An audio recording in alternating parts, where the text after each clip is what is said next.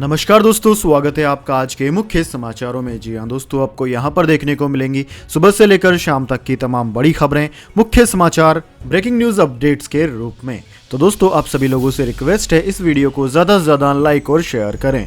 तो दोस्तों, सीधे चलते हैं आज की पहली बड़ी खबर की ओर। इंटरनेशनल फ्लाइट्स 15 दिसंबर से शुरू हो जाएंगी। अंतर्राष्ट्रीय उड़ानें 14 देशों पर लगा रहेगा बैन। जी हाँ दोस्तों, एक लंबे इंतजार के बाद अब एक बार फिर से नियमित रूप से अंतर्राष्ट्रीय उड़ानें जल्द शुरू हो सकती हैं। सूत्रों के अनुसार सरकार 15 दिसंबर से रेगुलर बेस पर अंतर्राष्ट्रीय उड़ानों की अनुमति दे सकती है। हालांकि उन देशों के लिए उड़ानों पर प्रतिबंध जारी रहेगा जहां कोरोना वायरस का संक्रमण अभी भी फैला हुआ है। इससे पहले बुधवार को नागरिक उड्डयन मंत्रालय की तरफ से भी अंतर्राष्ट्रीय उड़ानों को लेकर एक बड़ा ऐलान किया गया था। सूत्रों ने कहा है कि लगभग 14 ऐसे देश हैं जो उड़ानों के शुरू होने का इंतजार कर रहे थे। वहां कोरोना के मामलों के फिर से बढ़ने की वजह से उन सभी देशों में अभी भी प्रतिबंध लागू रहेगा। प्रतिबंधित देशों की लिस्ट में यूरोपीय संघ और कुछ अन्य देश भी शामिल हैं, जहां कोरोना के नए संस्करण का पता चला है। सरकार की तरफ से पहले ही कहा जा चुका है कि इस साल के अंत तक कोविड की वजह से उड़ानों पर लगा प्रतिबंध हटा लिया जाएगा। इसके बाद दोस्तों, अगली बड़ी खबर। 6 दिसंबर को भारत दौरे पर आ रहे हैं रूस के राष्ट्रपति व्लादिमीर पुतिन। प्रधानमंत्री से करेंगे मुलाकात। जी हां दोस्तों, रूस के राष्ट्रपति व्लादिमीर पुतिन भारत दौरे पर आ रहे हैं। राष्ट्रपति पुतिन 6 दिसंबर को भारत पहुंचेंगे। इस बीच भारत और रूस के बीच होने वाली 2+2 वार्ता की तारीख का भी ऐलान कर दिया गया है। विदेश मंत्रालय ने जानकारी देते हुए कहा कि 6 दिसंबर भारत और रूस के बीच 2+2 वार्ता होगी। इस बात की जानकारी विदेश मंत्रालय के प्रवक्ता अरिंदम बागची ने दी है। उन्होंने कहा है कि दोनों देशों के बीच होने वाली इस बातचीत में मुख्य रूप से राजनीतिक और रक्षा मुद्दे शामिल होंगे। राष्ट्रपति व्लादिमीर पुतिन की भारत यात्रा को लेकर पिछले कई दिनों से कयास लगाए जा रहे थे। अब इस बात पर से पर्दा उठ चुका है। हालांकि इससे पहले दोनों ही देश पुतिन की इस यात्रा को लेकर कुछ भी कहने से बच रहे थे। अपने दौरे के दौरान पुतिन प्रधानमंत्री मोदी से भी मुलाकात करेंगे। प्रेस कॉन्फ्रेंस में जानकारी देते हुए विदेश मंत्रालय के प्रवक्ता अरिंदम बागची ने कहा कि इस द्विपक्षीय बातचीत के मुद्दे पर राजनीतिक और रक्षा मुद्दों को शामिल किया जाएगा। इसके बाद दोस्तों, अगली बड़ी खबर। टाटा, रिलायंस और बिरला नहीं कर पाएंगे बैंकिंग सेक्टर में प्रवेश। आरबीआई ने नहीं माना सुझाव।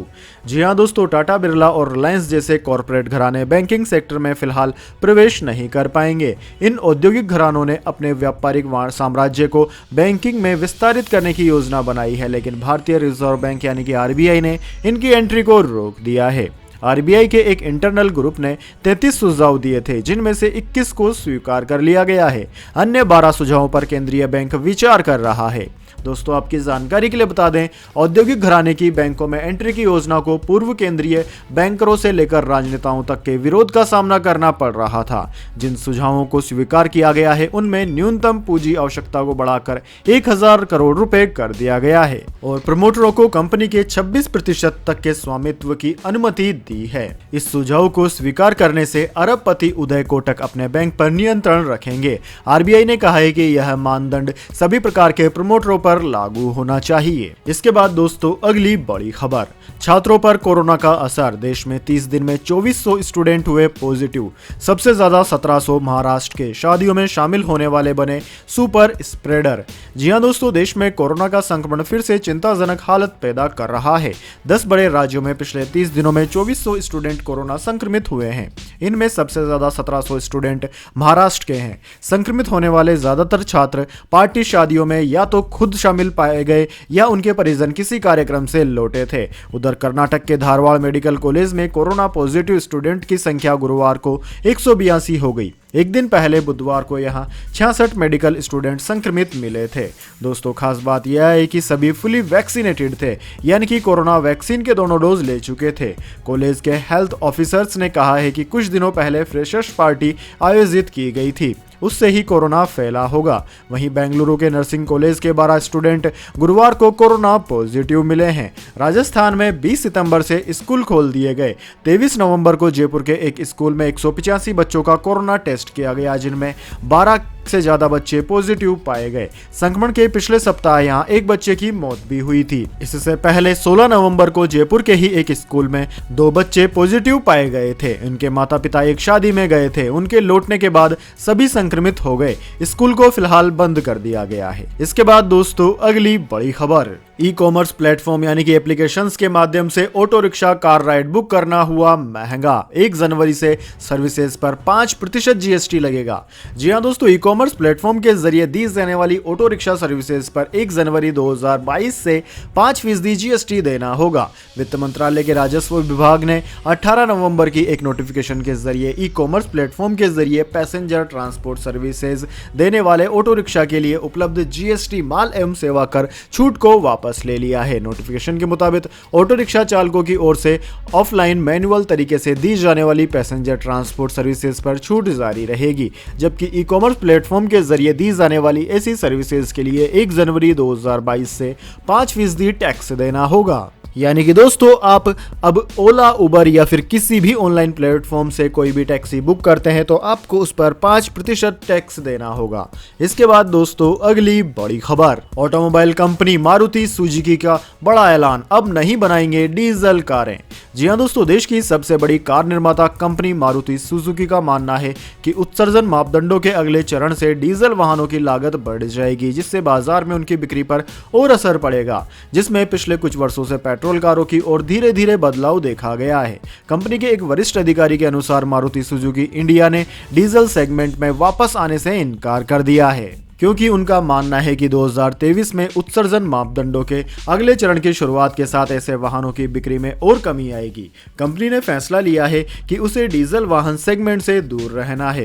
कंपनी के प्रमुख तकनीकी अधिकारी सीवी रमन ने पीटीआई से बातचीत में कहा कि हम डीजल की कारों का निर्माण नहीं करेंगे। हमने पहले संकेत दिया था कि हम इसका अध्ययन करेंगे और अगर ग्राहकों की मांग है तो हम वापसी कर सकते हैं, लेकिन आगे जाकर हम डीजल क्षेत्र में भाग नहीं लेंगे। वैसे दोस्तों आपको क्या लगता है, पेट्रोल कारें ज्यादा प्रदूषण फैलाती है या फिर डीजल? कमेंट बॉक्स में अपनी राय जरूर दीजिए।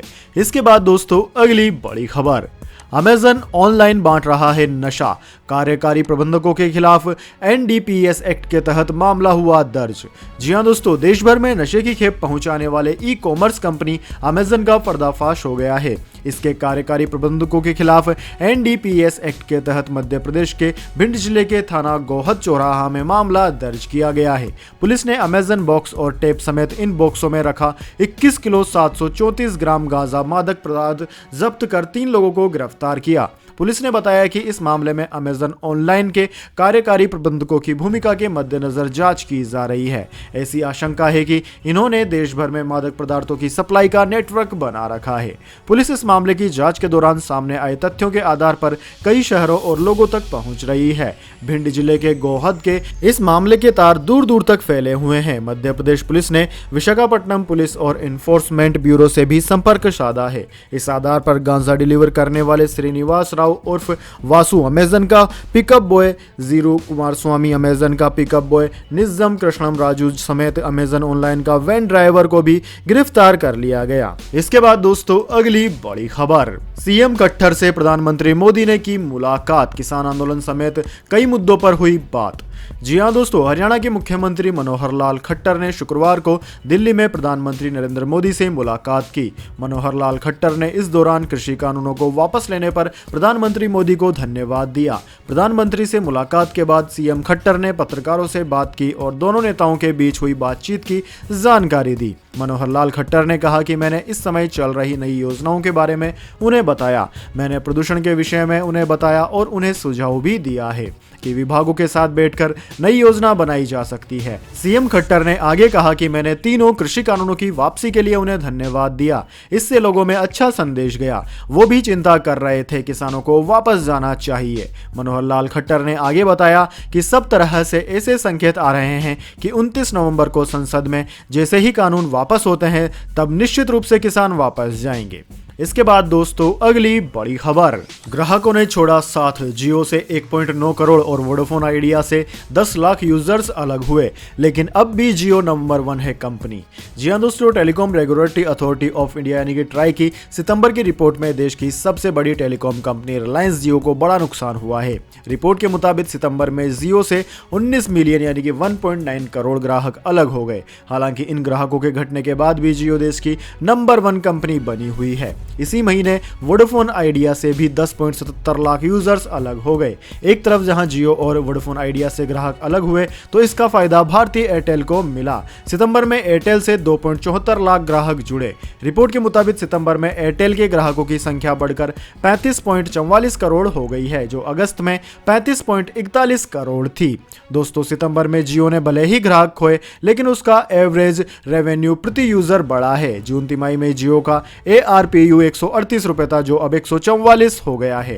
एयरटेल के सब्सक्राइबर्स की संख्या 29.85% से 30.4% पहुंच गई है। वहीं वोडाफोन आइडिया का आंकड़ा 22.84% से 23.15% तक पहुंच गया है। इसके बाद दोस्तों अगली बड़ी खबर, गोल्ड सिल्वर प्राइस टुडे, बाजार में गिरावट के बीच सोना चांदी खरीदना हुआ महंगा। जी हां दोस्तों, शेयर मार्केट में गिरावट के बावजूद सोना चांदी महंगा हो गया है। सोने की बात की जाए तो सोना 209 रुपए की तेजी के साथ 47,630 रुपए प्रति 10 ग्राम पर पहुंच गया।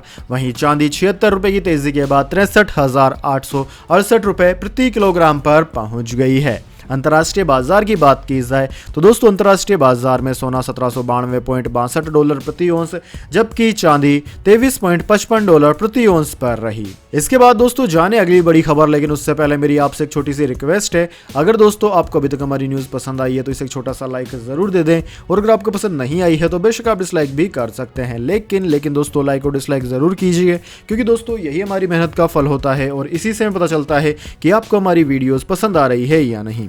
तो दोस्तों जल्दी से जान लेते हैं क्या है अगली बड़ी खबर। इंडिया वर्सेस न्यूजीलैंड, पहला टेस्ट मैच के दूसरे दिन का खेल हुआ खत्म।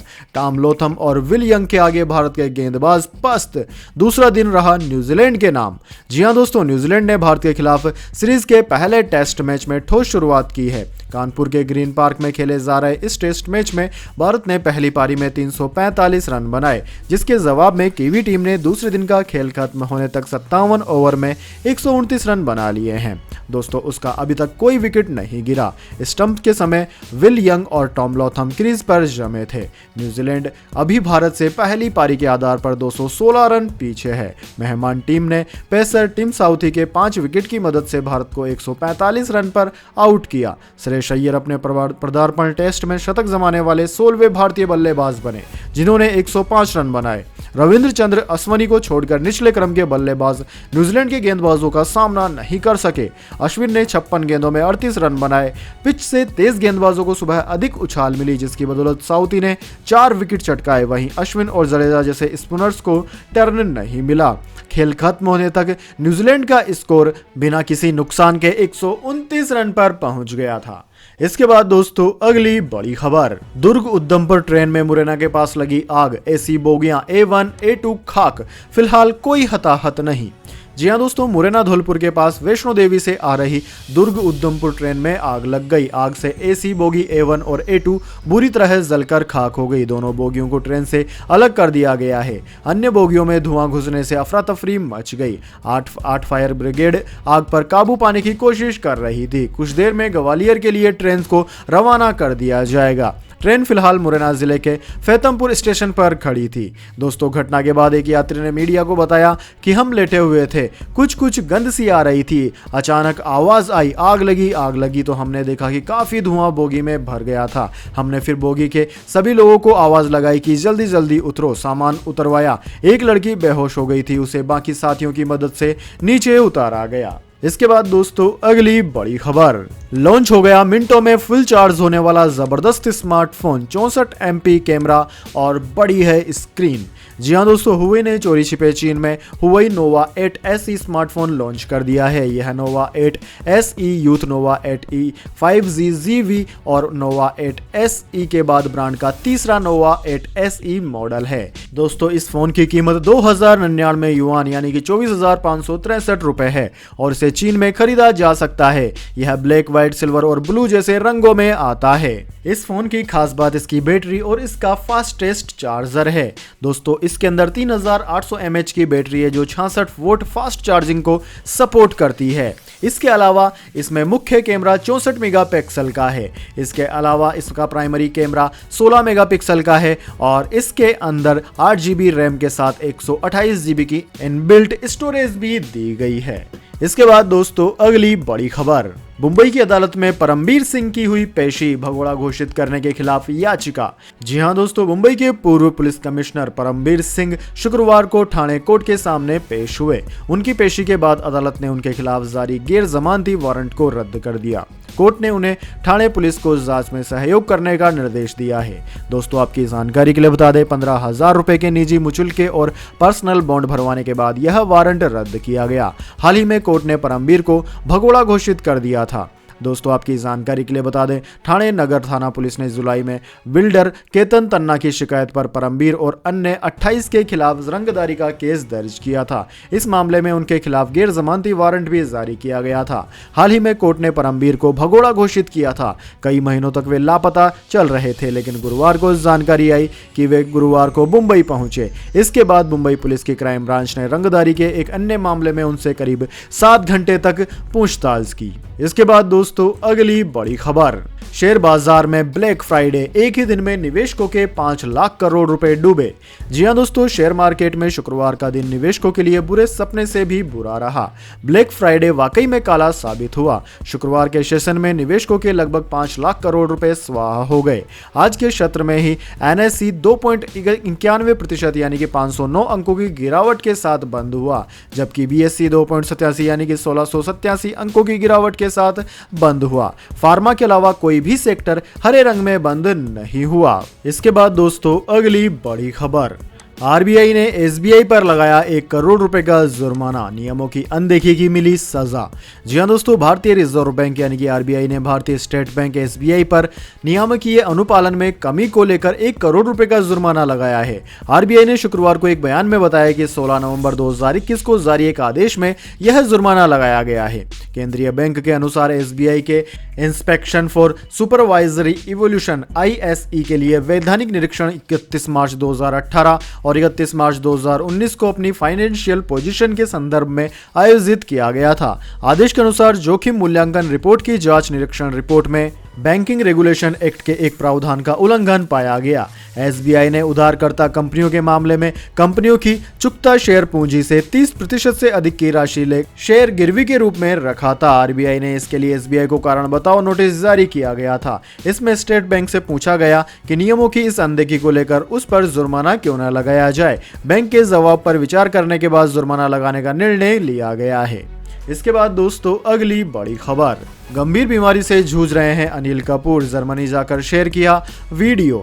जी हां दोस्तों, बॉलीवुड एक्टर अनिल कपूर इन दिनों जर्मनी में है और उन्होंने इस टूर से अपना आखिरी वीडियो शेयर किया है। वीडियो में अनिल कपूर ने इस बात का खुलासा किया कि आज उनके ट्रीटमेंट का आखिरी दिन है और वह डॉक्टर से मिलने जा रहे हैं। वीडियो में अनिल काले रंग का कोट पहने नजर आ रहे थे, जिसे ब्लैक कैप और ब्लैक ट्राउजर के साथ टीम अप किया है। वीडियो के कैप्शन में अनिल कपूर ने लिखा है, स्नो पर एक परफेक्ट वॉक, जर्मनी में लास्ट डे, मैं अपने लास्ट ट्रीटमेंट के लिए डॉक्टर मुल्लर से मिलने जा रहा हूं। उनका और उनके मेडिकल टच का शुक्रगुजार हूं। खूबसूरत स्नोफॉल के बीच अनिल कपूर जर्मनी की सड़कों पर वॉक करते दिखाई पड़ रहे हैं। लेकिन दोस्तों अनिल कपूर द्वारा इस बात का खुलासा किया जाना कि वह इलाज के लिए जर्मनी गए हैं लोगों को काफी परेशान कर रहा है। अमूमन सितारे किसी बड़ी बीमारी के इलाज के लिए ही विदेश जाते हैं। एक्टर का विदेश जाना फैंस को काफी ज्यादा परेशान कर गया है। हालांकि अभी तक इस बात का खुलासा नहीं हुआ है कि अनिल कपूर किस बीमारी के इलाज के लिए विदेश गए हैं। तो दोस्तों यह थी आज की तमाम बड़ी खबरें। इसके बाद दोस्तों बारी आती है आज के माइंड क्यूज क्वेश्चन की। तो दोस्तों आज का सवाल आपकी स्क्रीन पर आ चुका है। घरेलू एलपीजी गैस सिलेंडर कितने केजी का होता है? जी हाँ दोस्तों, अगर आप जानते हैं घरेलू एलपीजी गैस सिलेंडर में कितना वजन होता है तो जल्दी से कमेंट बॉक्स में लिख दीजिए। अगर दोस्तों आपका जवाब होता है एकदम सही और आप चुने जाते हैं लकी विजेता के रूप में, तो आपको मिल सकता है एक अमेजिंग सरप्राइज गिफ्ट हमारे यूट्यूब चैनल की ओर से। तो दोस्तों जल्दी से अपना उत्तर कमेंट बॉक्स में लिख दीजिए, वीडियो को लाइक कर लीजिए और चैनल को सब्सक्राइब करके बेल आइकन भी दबा लीजिए। धन्यवाद। वंदे मातरम। जय हिंद, जय भारत।